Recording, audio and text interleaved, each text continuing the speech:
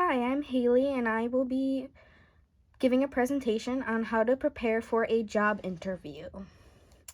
So first I'll be sharing my presentation outline, which includes the different types of interviews and interview formats. And then I split my presentation into two different parts, for the interviewer and then also for the candidate. And for the interviewer, we will be focusing on planning the interview, which is in two parts, and then other ways for preparation for the interviewer. And then for the candidate part of this presentation, I will be focusing on planning for the interview, examples of common interview questions, and what to include in your resume. And then finally, I will have my references. So the different types of interview and interview formats include information gathering interview, a career research interview, and an employment interview. And then the different types of formats include a panel interview, stress interview, an audition interview, and a behavioral interview. And these are all references from Adler in our textbook. And then so for a little description of the different types of formats, for a panel interview, the candidate is questioned and interviewed by several different people. I have personal experience with interviewing in a panel format, and this was when I interviewed for my internship at my local police department, and I went into the interview not knowing that it was going to be a panel interview, which kind of threw me for a loop. But once I, focused and was able to, you know, kind of, experience the type of a panel experience a type of panel interview, I was able to relax and share information, and I actually got the internship position, which was great. And then for a stress interview, the interviewer uses this type of interview to evaluate the candidate's behavior under pressure, which is why this type of interview is called a stress interview. And then for a audition interview, the candidate will be asked to demonstrate different skills that the employer is looking for. This type of interview requires the candidate to actually act upon their skills and can determine if they are suitable for the job that they are interviewing for. And then lastly, for a behavioral interview, the interviewers explore the previous accomplishments of the candidate, and this can determine if the candidate has previous accomplishments in this line of work. And then next, for the interviewer, planning the interview, Adler states on page 191 in the different ways an interviewer can plan for an interview. One is defining the goal. This is identifying the goal for the interview and how the interview may be structured. Two, identify and analyze the other party. And this is when interviewing and choosing the right person can make conversations more successful and useful during the interview. And then third, prepare a list of topics. This can help you research the goal of the interview by getting all of the needed information from the candidate that is being interviewed. And then part 2 of planning the interview is fourth, choosing the best interview structure, as Adler states on page 193. So for choosing the best interview structure includes a structured interview, moderately structured interview, and an unstructured interview. A structured interview is a list of different questions that allow a limited range of answers that include no follow-up. And then a moderately structured interview includes major questions served by the interviewer that allows the candidate to explore an answer that leaves room for follow-up questions. And then an unstructured interview has topics that are available to be talked about, but there are no specific questions that are needed.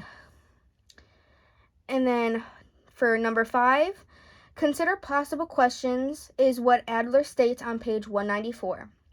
The different types of questions can include primary questions, which introduces a new topic, secondary questions, which gather additional information on the topic of discussion, closed questions, which restricts the candidate's response to the question, Open questions, which allows more of a broader range of responses from the candidate.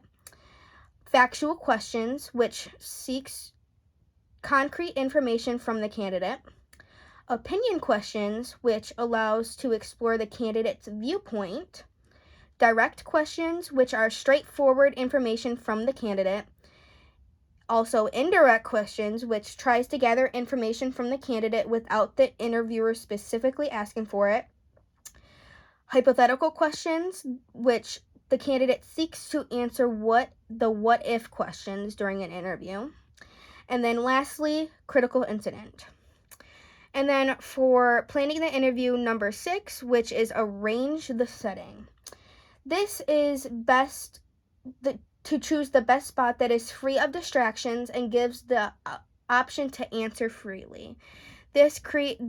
Arranging the setting can help the candidate who is being interviewed be more fluid, more relaxed, which is kind of like what I talked about during my panel interview, is what kind of the setting also kind of helped me relax and get into the swing of things and be more comfortable talking to more people rather than what I thought I was only going to be talking to one person. And next, we have other ways of preparation for the interviewer. Nicolette Bitka, 2023, highlights other ways on how an interviewer can prepare for their conducting of an interview. First, being ready to answer questions that the individual you are interviewing might have, the company's strategy, mission, and structure, and the team's response direction, goals, and the perks and benefits tied to the position that you are hiring for, also which includes the next steps of the hiring process and what you like about your job and or the team and company. And then second, coordinate with other interviewers if there are more than one person conducting the interview, which this includes a panel interview. And then all interviewers should assess the same skills. Interviewers should also avoid asking the same questions to evaluate each skill. And then lastly, plan your time and agenda. Having an agenda, you'll be able to guide the discussion more efficiently and make sure that you won't forget to cover any important topics that you might have set in stone, or finding out concrete information about the candidate before forgetting. And then next, we are going to be focusing on planning an interview for the candidate. So this is the person that is going to be being interviewed. So first up, we have planning for the interview. Han Keeling, 2023, provides great examples on how someone can prepare for an interview. First, we have examine the job description. It is important to look into where you are a candidate for. Looking into the background, culture, and environment of a company is important before going into the interview. Second, we have considering the reasoning for interviewing and qualifications you have. Knowing your qualifications will make you look professional. Stating the reasons for you being there is important also because it can show that you have great initiative for seeking that potential position. Third, you should research the company before interviewing. Conducting further research on a company can show the interviewer that you are taking this interview opportunity seriously and that you care deeply about the company's policies and previous history. You can find out a lot of information, both good and bad, about a company with a simple Google search. Fourth is practice answering common interview questions, your speaking voice, and body language. It can be very beneficial to practice interview questions that may be asked during the interview. Also, practicing the language you were using beforehand and how you were displaying it can be beneficial.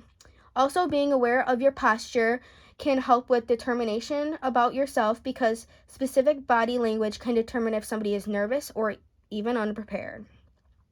Fifth, create questions for the interviewer. Having some questions to ask before the interview can help during the interview process. For some, however, it can be easier to come up with questions during the interview process if conversation is simple and flowing.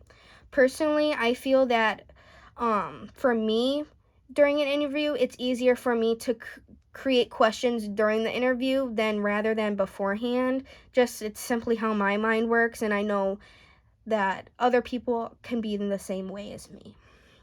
And then lastly, have your resume on hand. It is important to create your resume and even update it before going to an interview.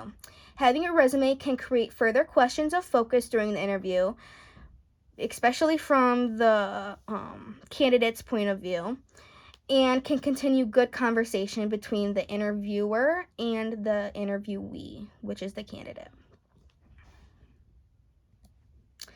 Next up is the examples of common interview questions. Some of the common interview questions that I came up with personally, which I have experienced in the past going to many different types of interviews, is why should we hire you? What are some strengths and weaknesses that you feel that you have? Why do you feel that this company will be a great fit for you? What is your past work experience? What interests you about this type of work? And what are some of the goals you have for yourself if you were given this position? And then next up is what to include on your resume. First, you should include a professional summary. This is giving a small description about yourself, and this can help a potential employer see the type of person you are before the interview. It's just kind of like a synopsis about who you are and who you are as a person. Second is skills. Provide examples of areas that you are strong in, whether it is working with others or the strengths you have as a person. Third is extracurriculars. State the hobbies that you have or what you enjoy doing outside of a work environment. Potential employers like to see what you were doing in your free time and what you enjoy doing. Fourth is include previous and or current work experiences. This can show a potential employer the amount of work experiences you have had. Many companies use previous work experiences as a reference to gather further information about a candidate. Fifth, you should include previous and or current education status. This can show the type of education experience that you have and if you have furthered your education. Lots of companies like to see this type of education history as a potential candidate has. 6, you should include certifications in your resume. Include certifications such as mental health, or any other type of certifications you might have that could be beneficial to a potential job opportunity. And then lastly, include professional references on your resume. Providing your own references can make it easier for a company to conduct research on yourself. They may contact your references or previous employers. And then also having a resume can help you with answer to questions the interviewer might have. Many individuals use their resume as an outline for what they may be expected during an interview. I know that I personally use my resume during interviews just to kind of help guide me along through the interview so that nothing, pops up and makes me nervous and then I start, speaking and jitters and all that jazz. Having a resume during an interview is probably one of the most important aspects of preparation for an interview, from my personal opinion. And then lastly, I have all of my references. I have my Adler reference, my Bika reference, and then my Keeling reference. I hope you all enjoyed my presentation, and I hope you guys have a great rest of your day. Thank you.